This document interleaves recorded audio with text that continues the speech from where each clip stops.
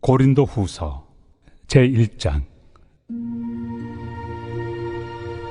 하나님의 뜻으로 말미암아 그리스도 예수의 사도된 바울과 형제 디모데는 고린도에 있는 하나님의 교회와 또 온 아가야에 있는 모든 성도에게 하나님 우리 아버지와 주 예수 그리스도로부터 은혜와 평강이 있기를 원하노라. 찬송하리로다.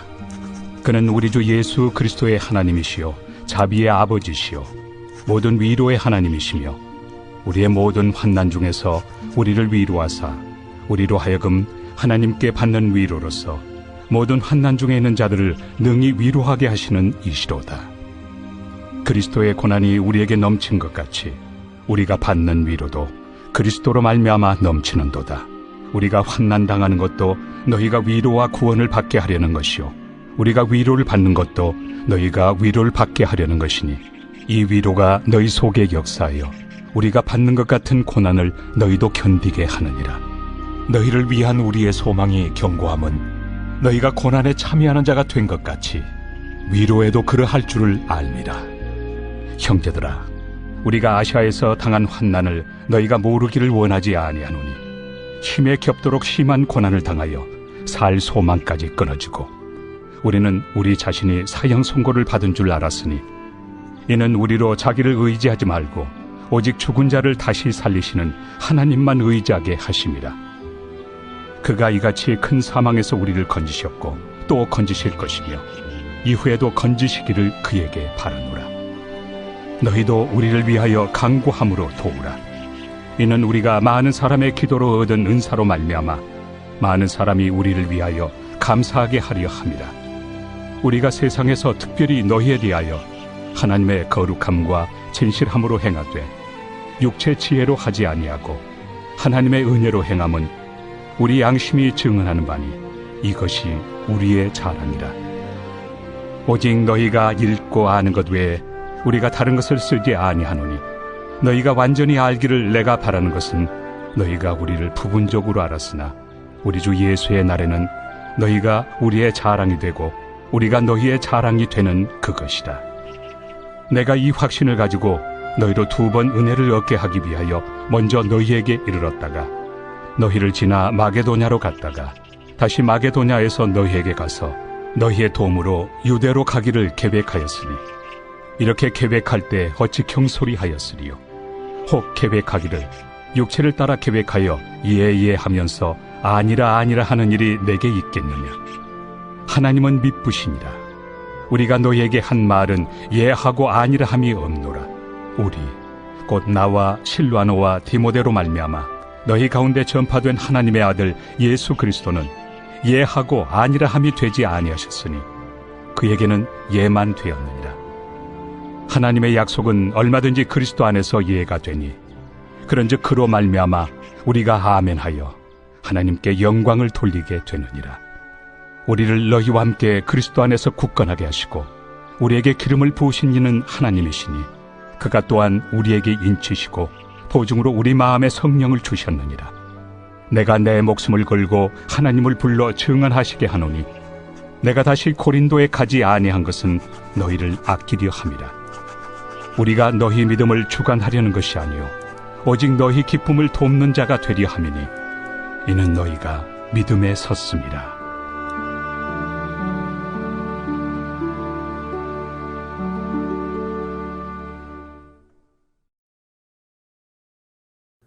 예수를 믿고 그리스도인이 되어서 신앙생활을 하는 동안 하나님이 우리의 아버지 되심을 경험하고 그 은혜를 누림으로 인해서 더 이상 우리의 삶에 고통의 문제는 없습니다. 더 이상 절망도 없습니다. 더 이상 슬픔도 없습니다. 라고 말하면 얼마나 좋겠습니까?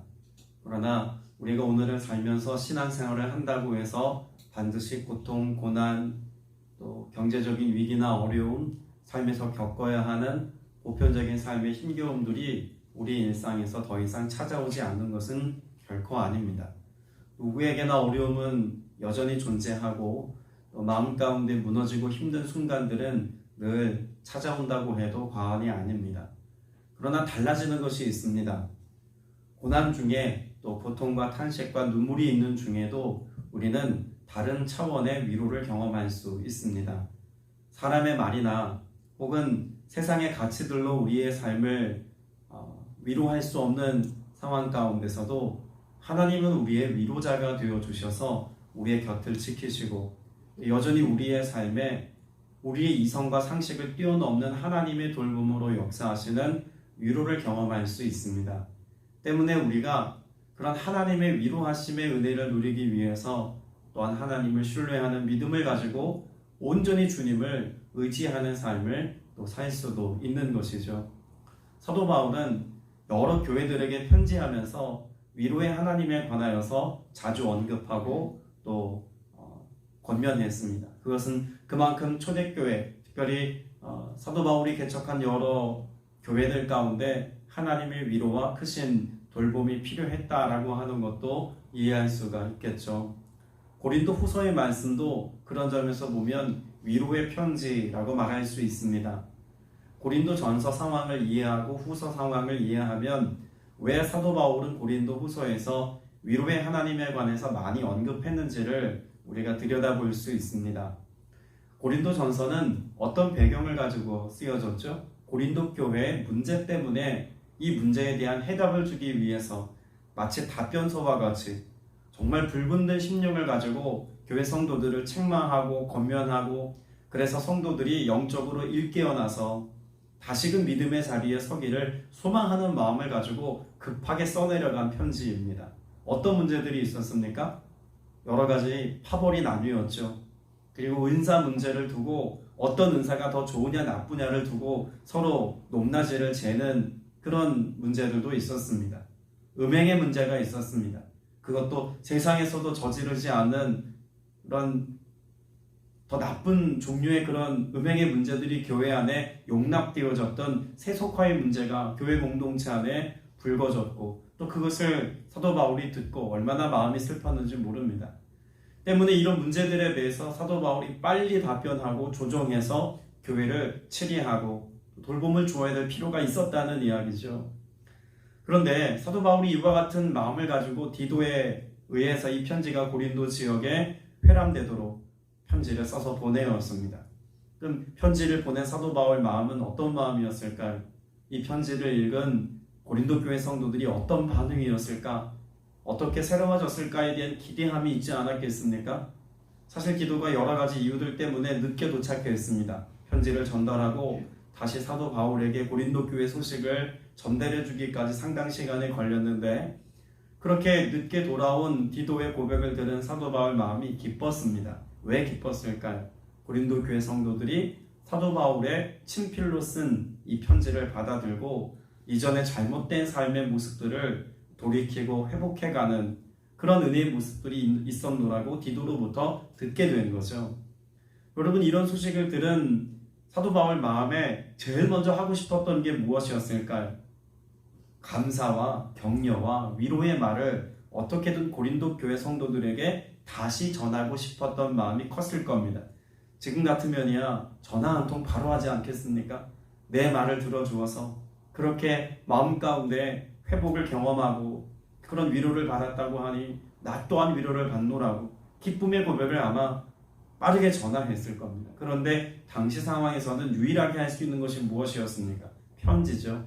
그러다 보니 하나님의 위로 또 고린도 교회 성도들로부터 받은 사도 바울의 위로 이런 마음들을 고린도 교회 성도들에게 다시 편지를 써서 전달해야 될 이유가 있었던 겁니다. 그래서 쓰여진 편지가 고린도 후서입니다. 그래서 고린도 후서는 1장 1절부터 2절까지 짧은 인사말과 함께 더불어 쓰여졌고 3절부터 11절까지 하나님이 위로의 하나님이시라는 사실과 우리의 삶의 고난과 고통의 문제조차도 하나님은 우리의 삶에 위로를 주시는 하나님이시다라고 하는 것을 강조해서 그렇게 이야기하고 있습니다. 3절 말씀에 보면 우리 주 예수 그리스도의 아버지이신 하나님을 찬양합시다. 그는 자비로우신 아버지시요 온갖 위로를 주시는 하나님이시오라고 말합니다. 온갖 위로를 주시는 하나님. 여러분, 이것을 역설적으로 바꾸어 생각해 보면은요, 우리에게는 온갖 종류의 고통과 탄식의 문제도 고스란히 겪으며 살아야 한다는 것을 전제합니다. 그러면 사실 하나님이 우리를 위로하시는 것보다 더 나은 형편은 뭐라고 말할 수 있을까요? 애초에 위로받을 만한 상황을 하나님이 만들어주지 않으시면 되는 것 아니겠습니까? 그런 슬픔의 문제, 고통의 문제, 고난의 문제가 내게 없으면 하나님이 위로하실 필요도 없는데 왜 이런 고난의 문제가 있습니까? 라고 하는 질문이 자연스럽게 생겨날 수밖에 없습니다. 사실 고린도 교회 성도들의 시선에서 볼 때 사도 바울의 모습이 꼭 그렇습니다. 하나님의 부르심을 받고 사도가 되었는데 세상에서 높임받고 존중받고 남들보다 더 나은 삶을 살 수 있는 지식과 여러 형편을 갖춘 사람임에도 불구하고 당시 천하다고 여겼던 텐트 메이커가 되어서 어렵사리 생계를 이어가며 이렇게 여러 지역을 고난 속에 돌아다니며 복음 전하는 모습이 좋아 보이지 않았을 수도 있지 않습니까? 그래서 고린도 교회 성도들에게는 바울에게도 질문이 있었습니다. 왜 당신은 주를 믿고 사도가 되어 이렇게 복음을 전하는 삶을 살면서도 왜 고난을 달고 다니십니까? 라고 하는 질문이 자연스럽게 일어났을 겁니다. 때문에 사도 바울은 고난과 위로에 관해서 함께 이야기해 줄 필요가 있었던 거죠. 하나님의 위로하심, 고난 중에 위로하시는 하나님을 설명해야 될 충분한 이유가 있었다는 것입니다. 그래서 4절 말씀이 이렇게 이어가고 있습니다. 따라서 우리가 하나님께 받은 그 위로로 우리도 온갖 환난을 당하는 사람들을 위로할 수 있습니다. 다시 말해서 고난 중에 우리가 하나님의 위로를 경험함을 통해서 하나님 없이 살아가는 이들, 또 하나님을 믿지만 온전히 믿지 못하여서 삶에 회복이 필요하지만 어떻게 회복해야 될지 모르는 사람들, 여러분 이런 사람들을 위로하기를 원하셔서 우리에게도 때로는 고난의 문제를 지나가게 통과하게 하신다라고 사도 바울 자신의 삶을 빗대어서 이야기하고 있습니다. 사도 바울이 애초에 고린도 교회를 개척할 때의 상황이 어떤 상황이었을까요? 아덴에서 사역에 실패했습니다. 사도 바울이 복음을 전하는 현장 가운데서 그렇게 완전히 실패했다라고 말할 수 있는 온전한 상황은 찾아보기가 어렵습니다. 아덴에서의 사역만큼은 철저히 실패했다고 과언이 아닐 만한 그런 완전히 사역에서 절망하고 힘들어하고 슬퍼할 만한 충분한 이유를 가지고 실패했습니다. 감정이 앞섰던 것도 있고 동역자들과의 온전한 연합 없이 홀로 열정을 가지고 복음을 전하다가 실패한 사역이기도 합니다. 아무튼 사도 바울이 그런 아덴에서의 사역을 실패하고 마음 가운데 절망의 문제를 가지고 슬픔의 문제를 가지고 쫓겨나듯 아테네에서 쫓겨나서 온 곳이 어디입니까? 고린도입니다.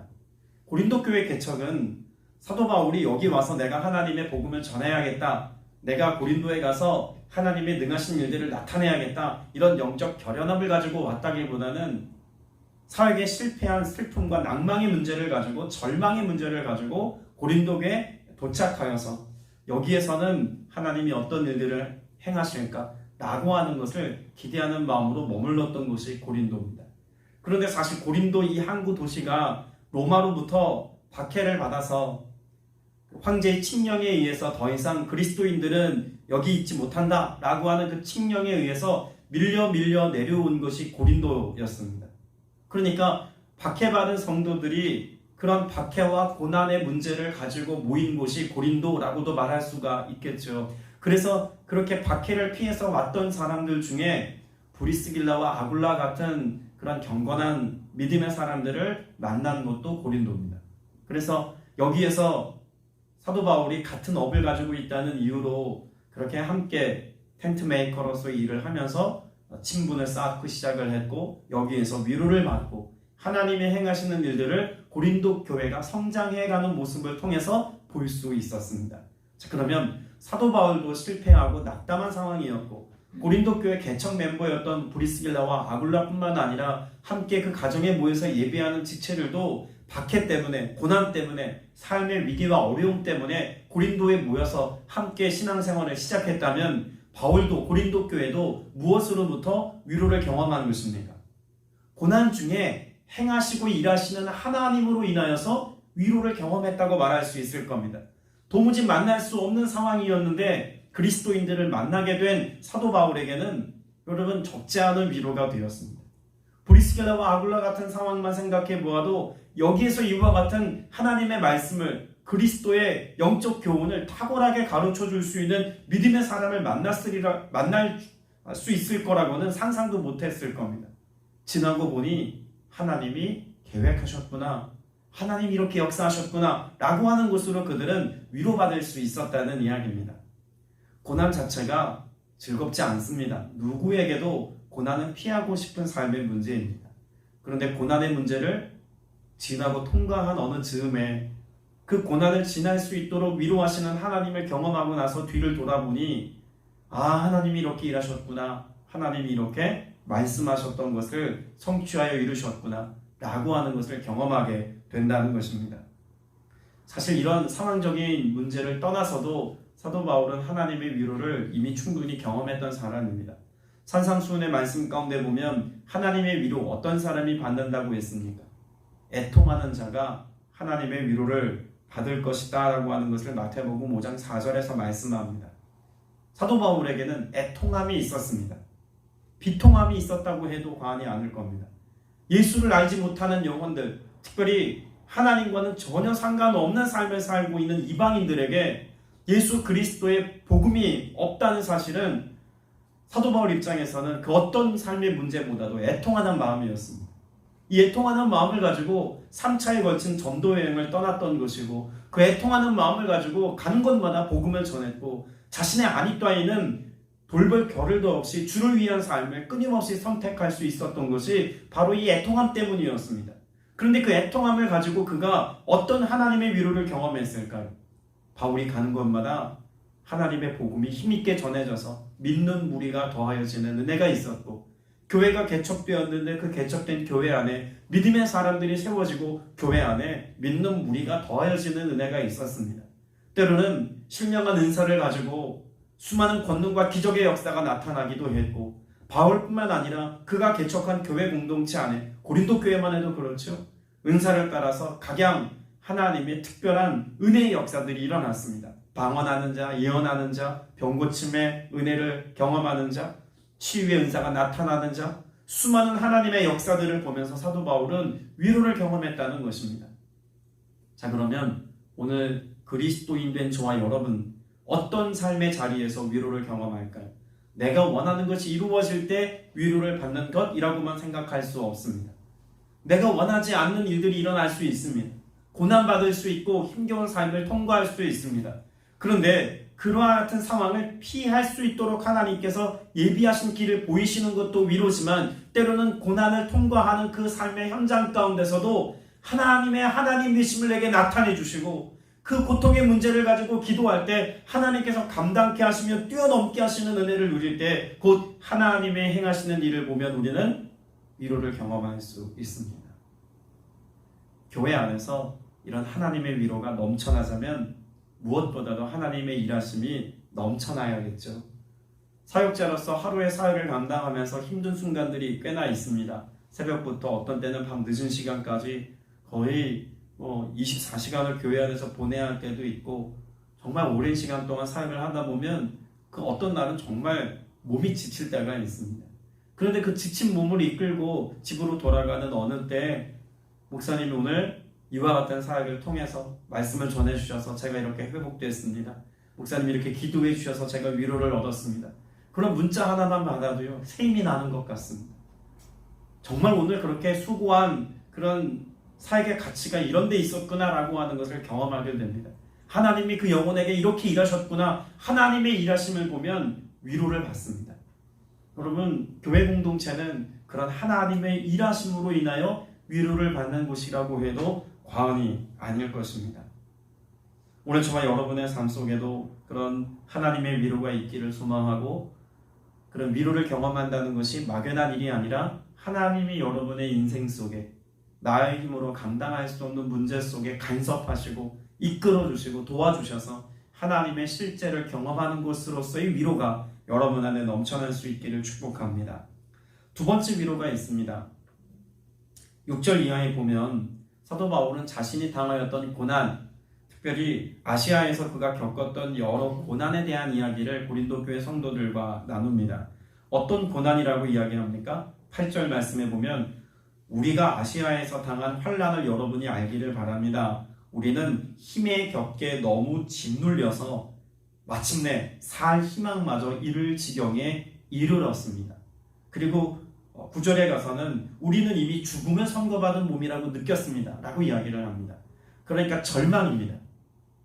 외적인 상황만 놓고 보자면 더 이상 살 희망조차 보이지 않는 상황입니다. 죽음을 떠올리기 충분한 상황이라고까지 이야기를 합니다. 그런데 이와 같은 상황 가운데서도 사도 바울이 또 마음의 담대함을 가지고 일어날 수 있었던 것, 그 고난의 문제 앞에서 그가 도리어 은혜라고 말할 수 있는 것은 무엇이라고 고백합니까? 자, 9절 중반부부터 보면 그렇게 된 것은 우리 자신을 의지하지 않고 죽은 사람을 살리시는 하나님을 의지하게 하기 위함에 있었습니다 라고 말합니다. 고난이 유익인 또 다른 이유는 그런 고난을 통과하는 동안에 우리를 위로하시는 하나님을 경험하고, 그래서 내가 무엇하게 된다는 겁니까? 사람이나 형편이나 상황을 의지하는 것이 아니라 죽은 자를 살리심과 같이 오늘 우리에게 생명 되시고 영원한 소망 되시는 하나님을 의지하게 될 수 있는 그런 배움이 있고 그런 은혜가 내게 있으니 고난이 우리에게 때로는 유익이 된다는 것을 분명히 이야기하고 있는 것입니다. 그런 하나님을 의지해서 하나님의 위로를 경험할 때 어떤 소망을 가지고 산다고 말합니까? 10절에서 죽음의 고비에서 우리를 건져주셨고 지금도 건져주십니다. 또 앞으로도 건져주시리라는 무엇을? 희망을 우리는 하나님께 두었습니다. 절망 속에서 하나님의 위로를 경험한 사람은 우리가 지금 겪지 않은 삶의 고난의 문제라고 할지라도, 혹은 어떤 고난의 문제가 내게 예측되고 예상된다고 할지라도 절망을 선택하는 것이 아니라 희망을 하나님께 두고 살아가는 은혜가 있다는 것을 가르쳐주고 있습니다. 여러분의 삶의 희망은 어디에 두었습니까? 물질에 두었습니까? 아니면 자녀에게 두었습니까? 아니면 내가 이루어 놓고 내가 성취한 그 어떤 업적과 공로에 두었습니까? 여러분, 우리의 삶의 소망을 둘 수 있는 것은 오직 위로자 하나님 한 분밖에 없는 줄로 믿습니다. 그 하나님께 소망을 두고 위로의 하나님의 역사하심을 기대하며 믿음으로 기도할 때 하나님께서 우리에게 예비하신 위로와 소망의 역사를 우리에게 나타내 주실 줄로 믿습니다. 사도 바울은 6절 후반부에 이렇게 말하죠. 여러분은 이 위로로 우리가 당한 것과 똑같은 고난을 견디어냅니다. 사도 바울은 자신이 경험한 또 동역자들과 함께 겪었던 고난과 그 아픔의 문제를 뛰어넘고 하나님의 위로를 경험했기에 그 위로함을 가지고 나온 나로 인하여서 고린도 교회 성도들 여러분이 지금 그 고난을 견디고 있는 겁니다. 그러니 고난이 다 나쁜 것이라고, 고난이 우리의 삶에 필요 없는 것이라고 치부하며 살지 마시기를 바랍니다 라고 이야기합니다. 오늘 우리가 그런 하나님의 위로를 경험하고 또 교회 공동체가 이런 하나님의 살아계심 속에서 위로를 경험하기 위해서 무엇이 필요하다고 말하나요? 자, 11절 같이 읽어봅니다. 시작. 여러분도 기도로 우리에게 협력하여 주십시오. 많은 사람의 기도로 우리가 받게 된 은총을 두고 많은 사람이 또한 우리 때문에 하나님께 감사를 드리게 될 것입니다. 자, 그럼 여기서 말하고 있는 기도로 받게 된 은총이라고 말하는 것은 무엇일까요? 하나님의 위로입니다. 하나님의 위로를 받자면 무엇해야 합니까? 기도해야 합니다.